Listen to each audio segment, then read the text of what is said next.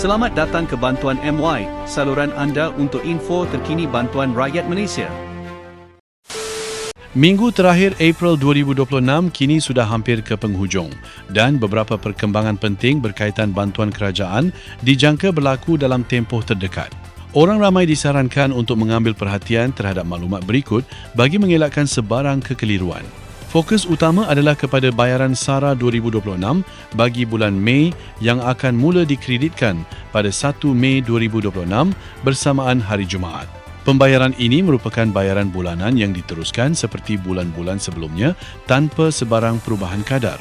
Penerima boleh membuat semakan baki terkini melalui portal rasmi SARA atau menggunakan aplikasi MyKasih bagi melihat jumlah yang tersedia dalam MyCat masing-masing. Sekiranya masih terdapat baki daripada bulan sebelumnya, penerima tidak perlu bimbang kerana baki tersebut akan dibawa ke bulan seterusnya dan ditambah dengan bayaran baharu. Bagi kategori isi rumah dalam sistem e-Kasih yang berstatus miskin atau miskin tegar, kadar bayaran adalah sebanyak RM200. Warga emas tanpa pasangan dalam kategori sama menerima RM150, manakala golongan bujang berumur 21 hingga 59 tahun menerima RM100. Bagi penerima yang tidak berada dalam kategori e-Kasih, kadar bantuan adalah lebih rendah mengikut kelayakan semasa. Bayaran ini akan diteruskan setiap bulan pada 1 hari bulan sehingga Disember 2026.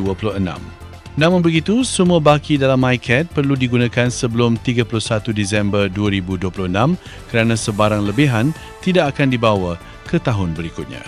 Sehari sebelum bayaran dikreditkan iaitu pada 30 April 2026, semakan status e-Kasih akan dikemas kini dalam sistem.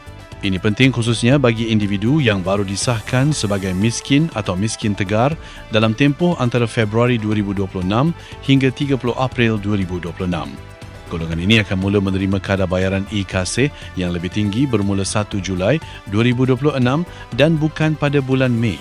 Namun begitu, bayaran tunggakan bagi perbezaan kadar dari April hingga Jun dijangka akan dibayar sekaligus kepada penerima yang layak. Untuk membuat semakan status e-Kasih, orang ramai boleh melayari portal rasmi e-Kasih. Sekiranya nombor kad pengenalan tidak ditemui dalam sistem, ini bermakna individu tersebut tidak tersenarai. Namun, jika nama wujud, semakan lanjut perlu dibuat pada status sama ada disahkan sebagai miskin atau miskin tegar kerana hanya kategori ini yang layak menerima kadar bantuan lebih tinggi. Bagi individu yang merasakan mereka layak tetapi belum tersenarai dalam e-Kasih, permohonan boleh dibuat melalui Pejabat Pembangunan Negeri, Pejabat Daerah atau melalui Ketua Kampung dan Penghulu.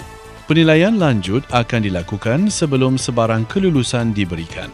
Tambahan penting, program SARA ini adalah sebahagian daripada inisiatif bantuan bersasar kerajaan bagi memastikan golongan berpendapatan rendah terus menerima sokongan kewangan secara berterusan sepanjang tahun 2026. Orang ramai dinasihatkan untuk sentiasa membuat semakan rasmi dan tidak terpengaruh dengan maklumat tidak sahih yang tersebar di media sosial. Terima kasih kerana menonton dan jumpa lagi di video seterusnya.